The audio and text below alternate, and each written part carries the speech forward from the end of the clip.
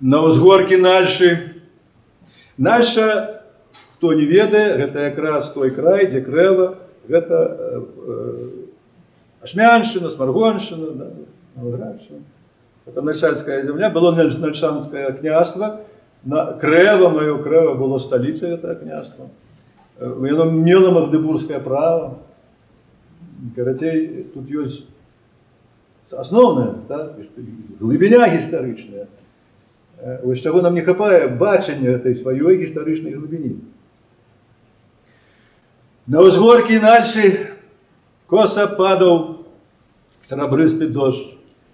І ў срэбры тым стаяў Міндоўг, а перад ім Ягайла, пяты сын Альгерда. Калі не ведаеш, дык ведай, прамовіў ён, я крыжакам пакінуў жмуть пасля Міндоўга, бо не яна айчына нам, і ў нас няма прад ёю доўга, а доўг ва ўсіх у нас адзін. Перад Літвою доўг вялікі яшчэ з пары, як Гедымін заваяваў сталіцу вількаў. Праз гэты доўг супроць Масквы я з Польшчай ажаніцца мусіў, каб адстаяць Літвы правы, каб лёс вялікае Літвы не стаўся лесам Беларусі.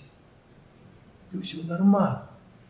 Вы лес апелі, згубілі ўсё, што продкі мелі, ператварылі край ваўкоў, край зайцоў.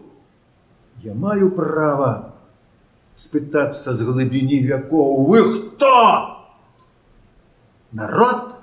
Вы што? Дзяржава? Адкуль, калі няма слядоў? Пазнаўшы зайца па губе, вам жмуть, под нос поднясла дулю, як Беларусь вы на сябе, на край Літвінаў нацягнулі, вы разлучылі дух з крывёю. І абрусеўшы под Москвою, под назвай, дадзенай Москвой, не сталі нават москалямі, а толькі назваю адной. І тая назва стала вами. Вы беларусы? Кто такие? Ёсць Польшча жмуть, Літва, Расія, як вы ўшчыміліся сярод, з чаго злявіліся, з балот, з чаго зляпіліся, з туманаў. Таких подмен, таких подманов не ведал ни один народ. И что теперь? Хай так и будет, абы не горш. Вы что ж за люди?